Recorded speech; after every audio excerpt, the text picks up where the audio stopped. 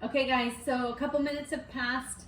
We took the temperature of test tube 1 already, and we're just finishing taking the temperature of test tube 2, and my little helper here is going to read what that thermometer says. 20 degrees Celsius. Celsius, yes, 20 degrees Celsius, good job.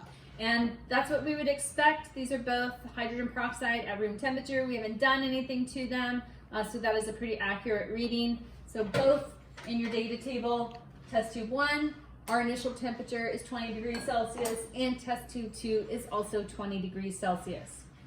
Now we have to do a little bit of math. We have to get an initial volume of the balloons that we are going to be using today. So do you want to start? Okay, so we're going to measure the diameter first. So here we have small balloons, and we're looking for the widest part of the balloon. And we're going to be using the metric system because we are a science class. And we're going to line that up and get the best read we can. So there's 1, here's 2, it's about halfway. 1.5 Centimeters. centimeters. 1.5 centimeters is our radius. Oops.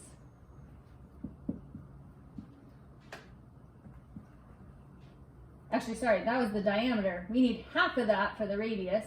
So that is 0.75. And then we need to find the height of our balloon. And again, we have tiny balloons, so that should be pretty small. Find our centimeter side right there. And you're gonna read where that reaches to up there. What do you think that says about? So here's 4, 5, and 6. What is that about? Yeah. So say it loud. 5. That's about 5 centimeters is the height.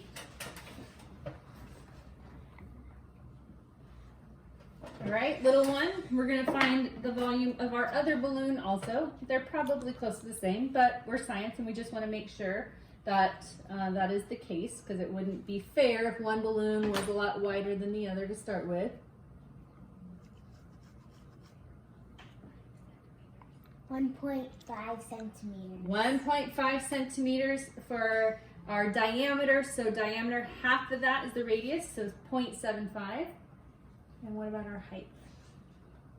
5. 5 centimeters for our height. So we expected that they would be close to the same. They are the same.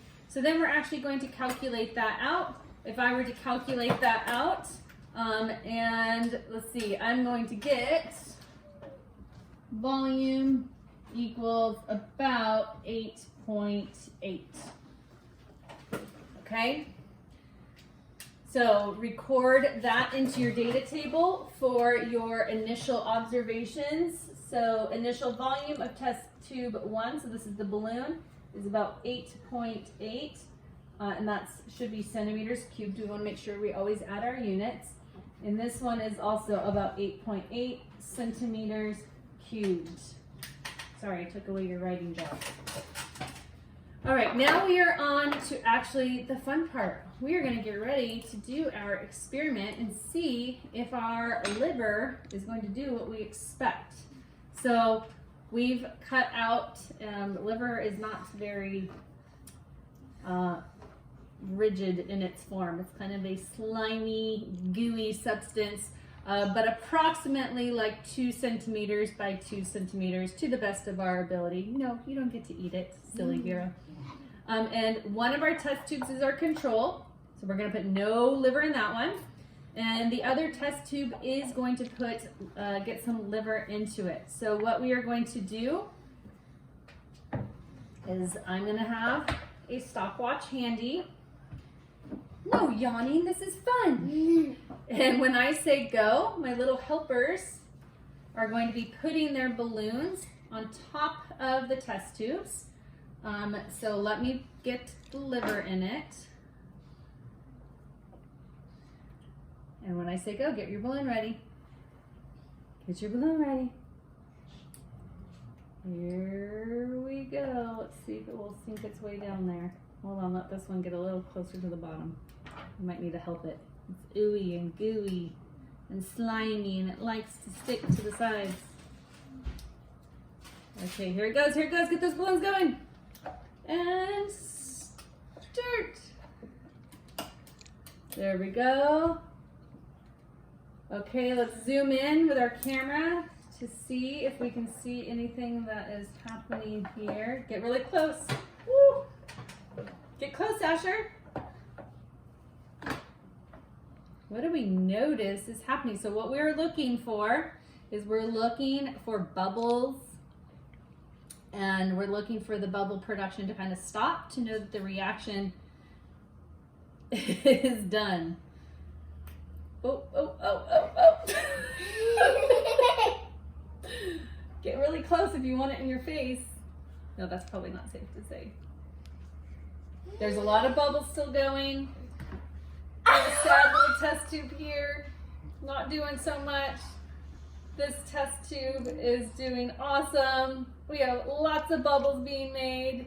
We have a balloon that's being inflated, and I'm really afraid that it's going to explode in my face and get liver juice on me, which I guess is part of the experience, we'll say.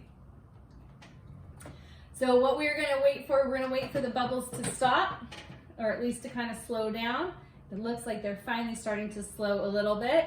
And when we feel like that reaction is done, we're going to hit stop on our timer.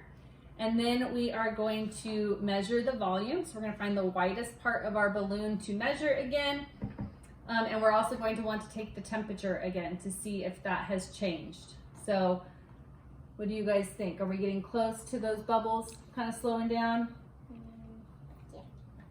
Yeah, there's still a few little bubbles that are kind of working in there, but I must say it's definitely slowing down quite a bit. Ah, don't do that. Yep, that one didn't do a whole lot. All right. So I'm going to say that we're going to probably halt this. It looks like they are very close to stopping. So we're going to go ahead and pause. We're going to take our measurements, and then we're going to report back to you to see what we got.